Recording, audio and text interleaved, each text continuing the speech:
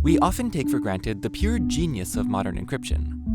Think about it. When you write an email to someone, you never have to meet them beforehand to exchange any secret information. And yet when you press send, your device transmits some garbled reformulation of your message over a public network. But only the intended recipient can decode it. The systems that make this work involve some beautiful mathematics. But a common misconception is that the systems themselves are impossible to understand without already knowing a substantial amount of the math behind them, and that's actually not true at all. Many of the most technical encryption schemes have surprisingly simple and intuitive foundations. This video won't go in depth on fancy terms like Euler's totient function, Fermat's little theorem, or the Euclidean algorithm. While these things are relevant, and I might make a future video diving into them, here I'd like to explain the math as a tool that implements the core concepts that make modern cryptography work. For example, there's a way to think about a protocol known as Diffie-Hellman key exchange in terms of mixing colors of paint. And the famous RSA encryption algorithm can be explained using a simple transaction with a padlocked box. To fully appreciate what makes modern encryption so special, I want to first show you some older crypto systems that have certain flaws which modern encryption methods fix. Choose a number between 1 and 26, the number of letters in the alphabet. Let's go with 3. Then write a secret message. It can be anything, any information you want to send to someone. Look at the first letter of the message, A. Now we take our secret number 3 and look 3 letters ahead of A in the alphabet, which is D. So the first letter of our encrypted message is going to be D. Moving on, the second letter is a T. So again, we look 3 letters ahead, which is W, meaning the second letter of the encrypted message is a W.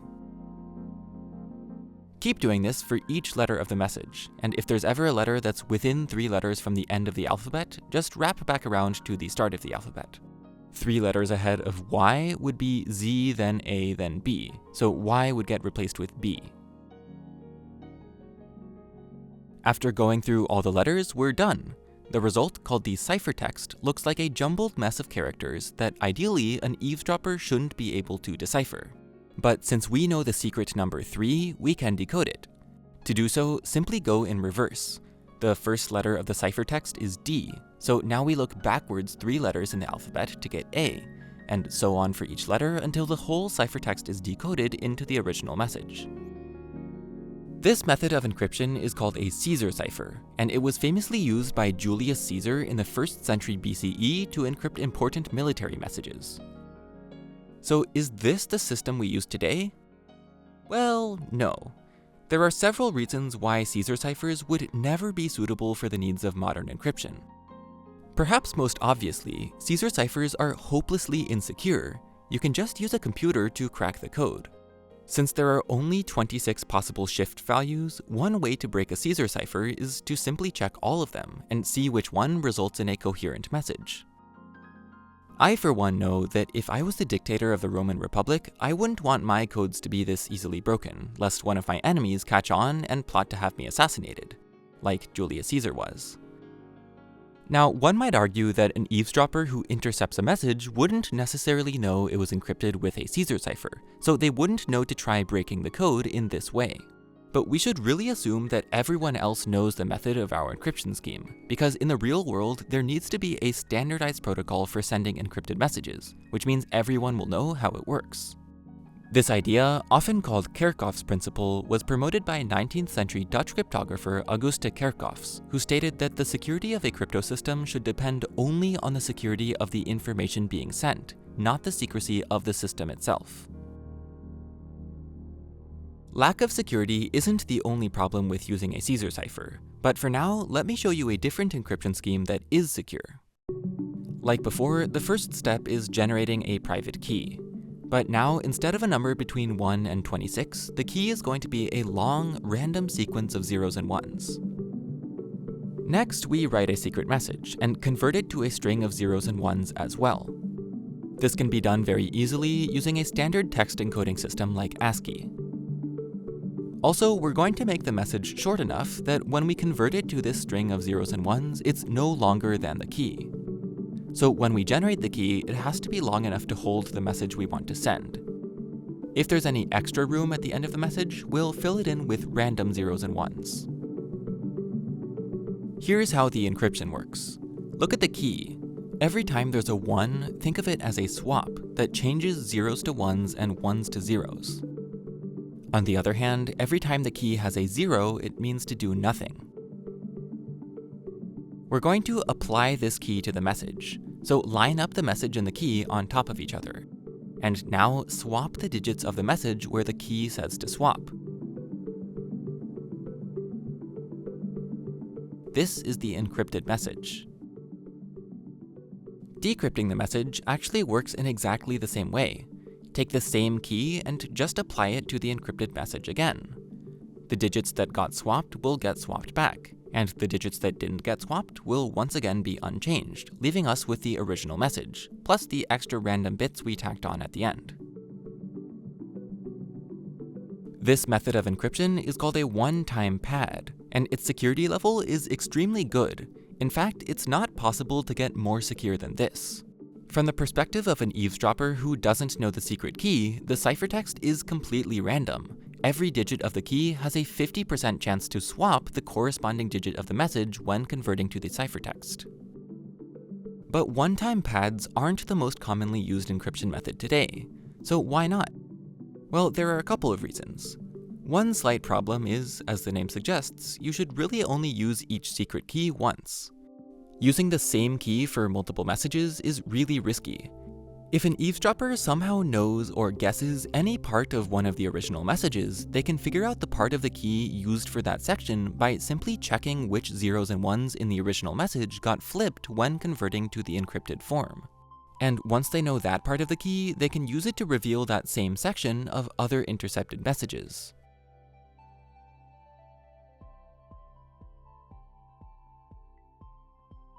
With several intercepted messages, it becomes pretty easy to figure out the rest of the key, and therefore the rest of the messages from here. Comment below if you see how this would work, and bonus points if you can actually figure out the rest of these messages. There's a famous historical example of the United States decrypting Soviet messages with reused one-time pad keys as part of what is known as the Venona project. The upshot is that if you want to establish a secure line of communication with someone using a one-time pad, you need to generate a lot of keys in advance and use a new one for each message.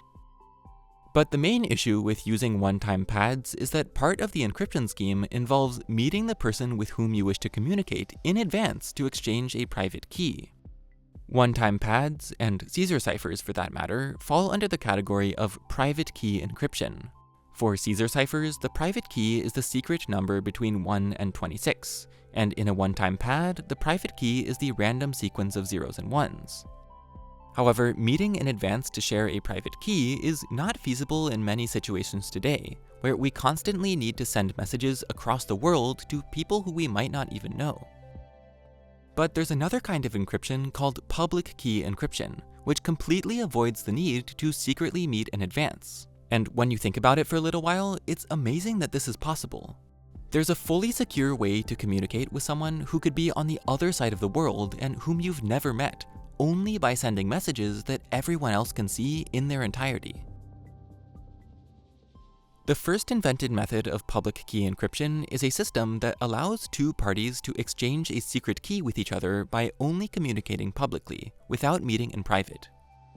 In this context, creating a secret key means the two parties will both possess a piece of information that only the two of them have access to. And once the secret key is exchanged, it can be used to communicate using a different method such as a one-time pad. Before anything else, let me convince you that at least in principle, there's a way to exchange a secret key with someone using only public communication. And the great thing is that it doesn't actually involve any complicated math at all. Just a simple thought experiment with colors of paint. Suppose Alice and Bob want to create a color of paint that no one else knows. First, they'll publicly agree on a public color of paint. This public color will be visible to everyone, including an eavesdropper.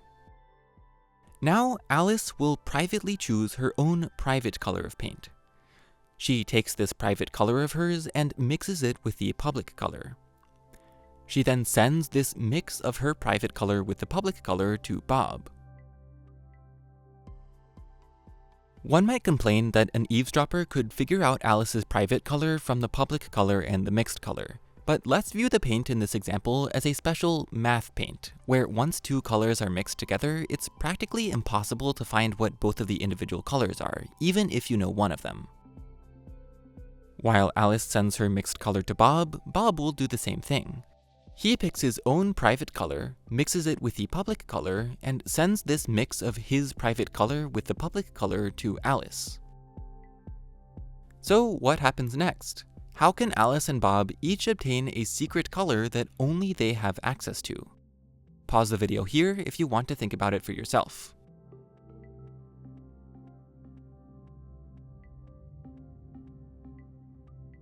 Bob receives paint from Alice that he knows was created by mixing her private color with the public color.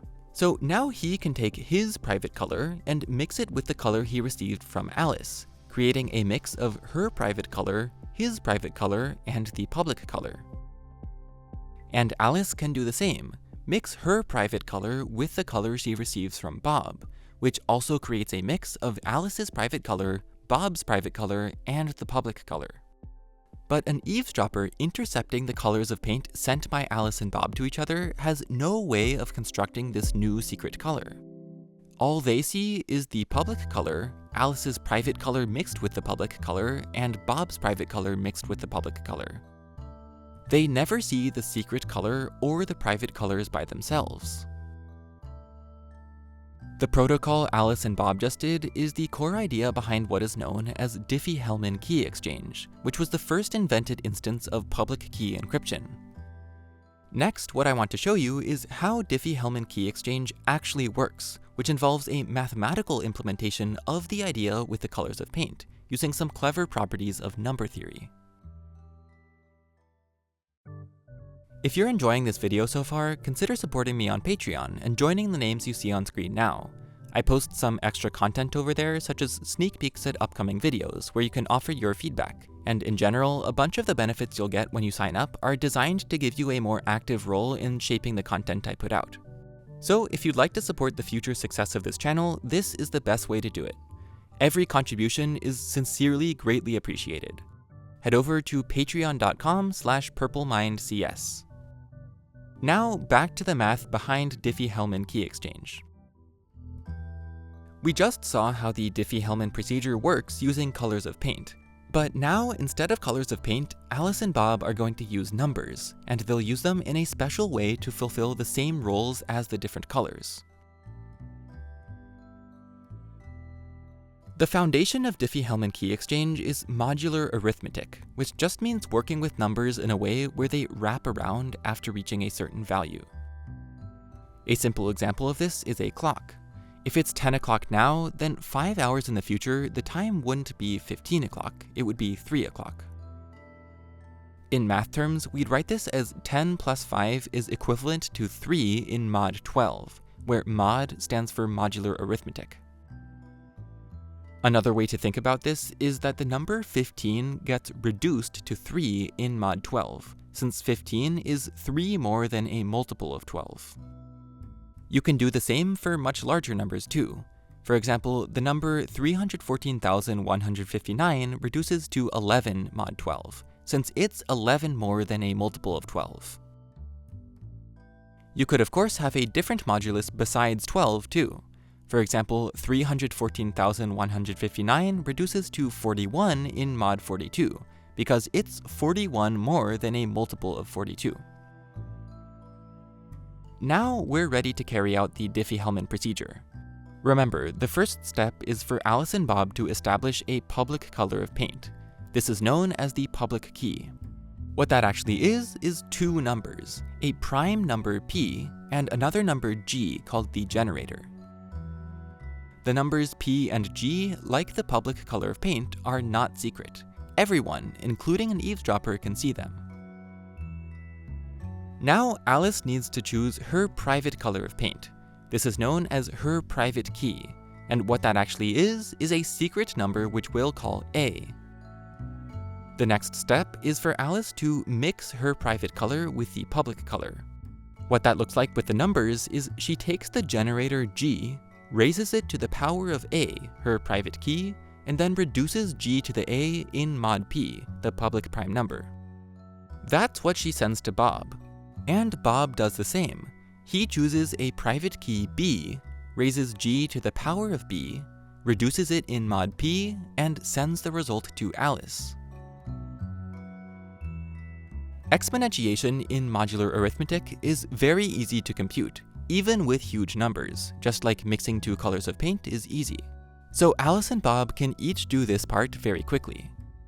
But for an eavesdropper listening in on Alice and Bob's communication, all they see is g to the A mod p and g to the B mod p.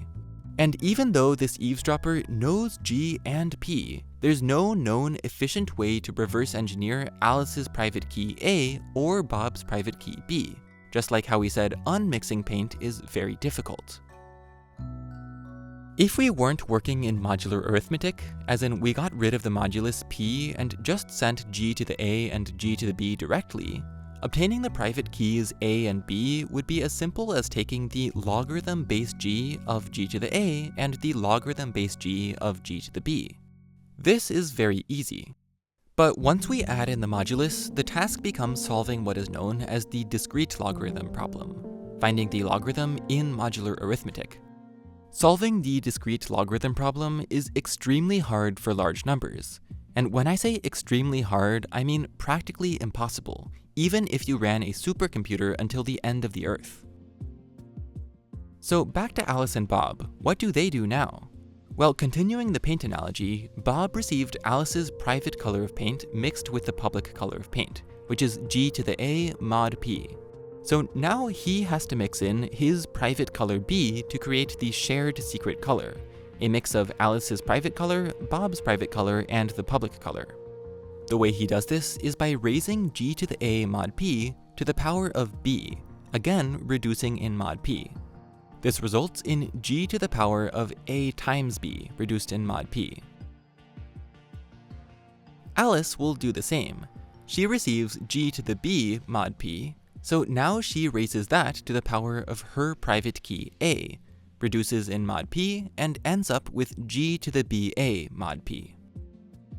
Exponentiating by b and then a is the same as exponentiating by a and then b, even in modular arithmetic. So g to the BA mod p is the same as g to the AB mod p, which is exactly the same number that Bob obtained. This new number, g to the AB mod p, is Alice and Bob's new secret key. Even though Alice and Bob only communicated publicly, an eavesdropper who intercepted all of their messages wouldn't be able to compute the secret number g to the AB mod p. At this point, Alice and Bob have securely exchanged a key that only they know, without ever having to meet in person or send a secret message. And from here, they can use this key to communicate using a different protocol such as a one-time pad, which we know from earlier is fully secure. Now, I don't know about you, but it's kind of crazy to me that we can do this. It's no wonder that Whitfield Diffie and Martin Hellman of the Diffie-Hellman key exchange won a Turing Award in 2015 for their fundamental contributions to modern encryption. The first sentence of their seminal 1976 paper says it all. We stand today on the brink of a revolution in cryptography.